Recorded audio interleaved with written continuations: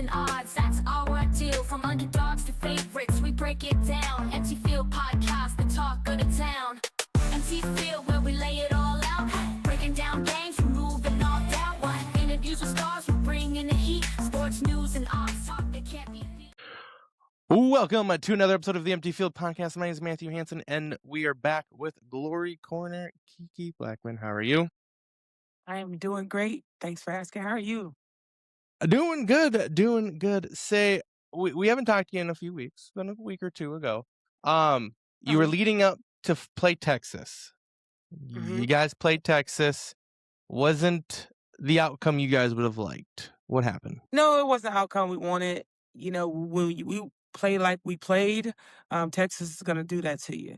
When you don't execute and you don't do the little things that we felt like we were prepared to do but didn't do, and you can't go into Texas expected to win like that.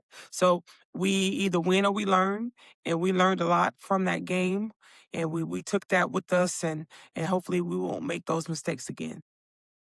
Yeah, absolutely. And you guys made quick adjustments that next week.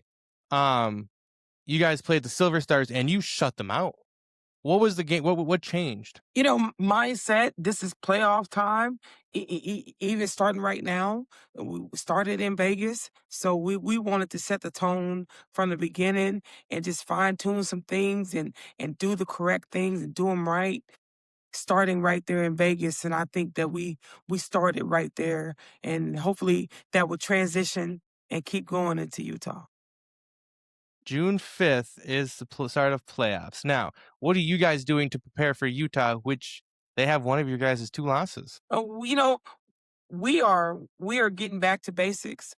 You know, this is like bye weeks where we get back to basics and we fine tune what we have, and we make adjustments, we make tweaks based on what worked last time.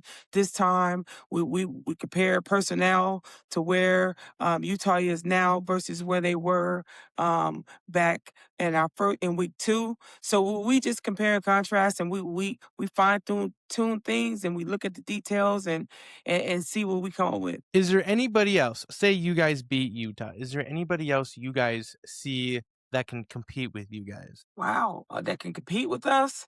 I mean, everybody's out there. When you make top 8, you're going to get a battle every night. So you can't sleep on anybody, or you shouldn't sleep on anybody. Top 8 in the best conference in the league. Oh, yeah, you can't sleep on anybody. We're preparing for LA and San Diego because they're all going to be there.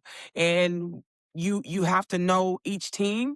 And the moment you take a team for granted is when they slip up on you. And we're not taking no one for granted over here in the Glory. Awesome. You've had the leading rusher for the league, Maria Fatali, explode versus Vegas. Was that part of the game plan, or was it just, hey, she's still scoring, let's just keep giving her the ball? You know, we wanted to give her a half. That was the goal coming in, just depending on the game. We wanted to give her a half, and we told our line what they needed to do. It's up to them in order for her to get that title. And they went out, and she's a leading rusher in the WNFC as I talk to you right now. She is the leading scorer in the WNFC as I talk to you right now. So she is absolutely phenomenal. The line has everything to do with that. Her O-line blocked for her this year and did those things for her, and she recognizes that. But she is definitely the leading rusher, Glory history, for sure, but definitely WNFC. Yeah, looking at it, she's almost 100 yards above the next running back with almost 20 carries less. Yes, Make that make sense. Hey, I'm telling you, when she get the rock, it's like, 10 yards you're looking at every time she get the ball. And that is crazy coming from a defensive side of the ball, trying to stop that. And our line, like I say, in the trenches, are dedicated to making sure that she has those lanes to fire in. And looking at it, you guys led the league in the least amount of penalties. In the entire season, you guys had 10 penalties. averaging 1.7 yards.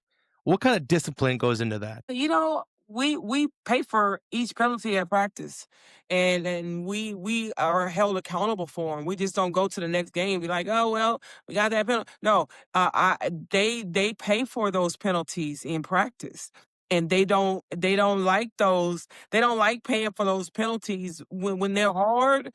They're hard, and when you're disciplined and you pay attention to the details, is what I tell my team all the time. Penalties cost games, and we can't have them.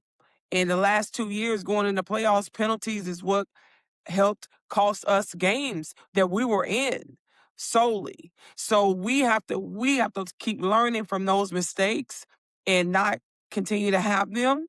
And my team has done an amazing job at that this year with 10 total penalties the whole entire year, 75 yards. I'll take it.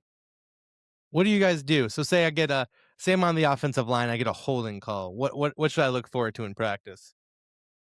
Well, depending on what the holding call is, say for instance, when we were at 30, we were at 30 yards in penalties at one point in the season. So for an example, we ran 30 30s, and we ran seams, we ran numbers, and we would do that. We would do that in multiple of 30 times for each yard, because every yard counts. Inches counts in this game. So we just took care of business, and in the same breath, we're in shape as well. Oh, 30-30s? Gross. I'm good. Another star, now on the defensive end, Cassie Snowden, tied for, well, no, she's second for interceptions, but she's one of only two that have two returns. We've talked about her before. You have her on offense, she's gonna score. You have her on defense, she's gonna score. Shit, you put her on kickoff return, she's gonna score. Where can you not put this girl and she's not gonna score? Nowhere. The only thing she hasn't done is probably in passing. I have a passing catch what right now, and that's probably the only thing that I could think of she hasn't done. Other than that, Cassidy Snowden is a threat no matter where you put her. And if she doesn't get MVP of this league, I don't I really, really, really, really would be in that room saying, what did y'all see that I didn't? Because you give me a person anywhere in the league that can do everything that Cassidy Snowden can do, then we can talk. We can let's conversate. But as of right now, and I'm just not being biased, but I'm being biased because I see it up close and personal. Every single day, she has the same results in practice. This is the stuff that she does in practice. That she does when you see her on Saturday night. So this is not a fluke. This is every bit of a lady that owns her craft. And you ask Cassidy Snowden about football and why she plays it, and she'll tell you all day because it's fun. Fun to hit people? It's fun. What? It's fun. Um, Yeah. I have two of the top three for MVPs in my rankings. I have Maria Fatali up there, in no specific order. Maria, and I have Cassidy up there. I Can someone really make a case for those two not being up there? I would say absolutely not. They can't make a case. I mean, you can. I guess you can make a case. Everybody can make a case. But when you look at the facts versus the feelings, I think these two young ladies have just. I mean, it's just facts. Yeah. You can't go against it, whether you like them or love them or they're on your team or not. It's just facts. I mean, the leading rusher and scorer in out of 16 teams, the leading rusher and scorer. How can and then you got Cassidy Snowden that if you don't know her name in this league, then you're not watching because she is talked about everywhere. The turbos of the league, I mean, talked about. Maria Jackson's talked about. Clark talked about. It's all of those players that make up this league that you can't deny them. I mean, they do what they do, and Cassidy Snowden and Maria Fatale, they came out this season and they showed out, period. And there's no denying that. I let my players know. I told Maria, don't be denied. Don't be denied. Because once you leave a little bit of doubt in somebody's head, or she barely got it, or definitively go out and get that title. And that's what we did this year. She's worked hard at it too. Has either Cassidy or Maria won MVP of the league? No.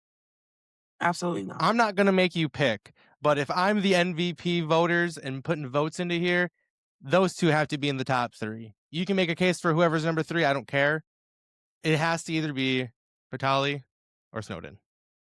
It's top 3, not 3. So, deserving would be any one of those. Would be deserving because the numbers and the facts. So who you pick doesn't matter, but the right choice. Everybody would agree the right choices, and that's offensive player of the year. There's a no-brainer that Fatale gets that hands down, and there's a no-brainer. Like I said, you bring me somebody that's an MVP caliber like Cassidy Snowden that can do all of those things, and Maria would say the same thing. Offensive MVP of this league, definitely Maria Fatale. Cassidy Snowden, MVP of this league, hands down. And like I say, you bring me somebody that can do everything that she can do and check all those boxes, then we'll still talk. And I'll pick Cassidy Snowden any day. Now, looking at it, they have you guys as the underdog in Utah. What do you say about that? Yeah, we that's deserving. We lost there, and we understand that. And underdogs win too. So call us what you want. Just don't call us late for dinner, and don't be late for that game when we face Utah. We're not taking Utah for granted, and Utah damn sure ain't taking us for granted. We know that, and we going in that game, like I say, in every game, to take it. We're not going to play with nobody. We're just going to play good, clean, detailed football and get it done. That's what we're going in to do, and rely on each other, trust each other, and believe in each other as a family. That's what we do. Awesome. Before I let you go, is there anything else you want to tell the people? Just, root for the glory. Get behind us. We're here. We're coming.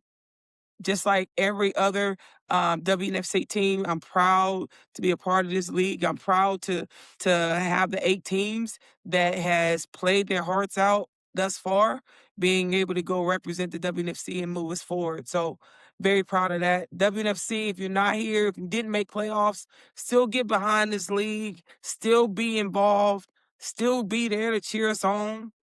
And good luck to everybody. Yeah, this is going to be the first time I announce it to everybody. I've told a few people, you included.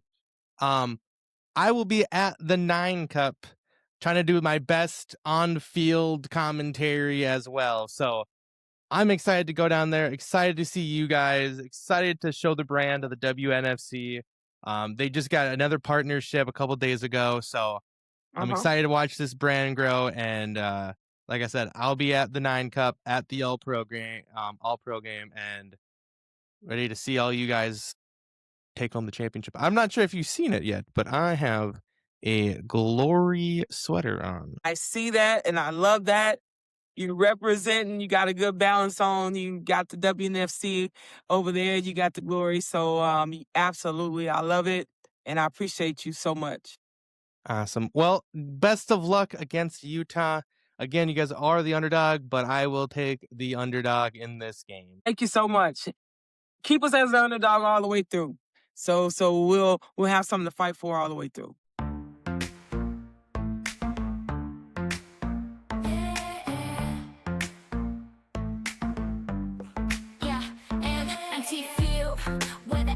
Real sports news and odds, that's our deal. From underdogs to favorites, we break it down. MT Field podcast, the talk of the town.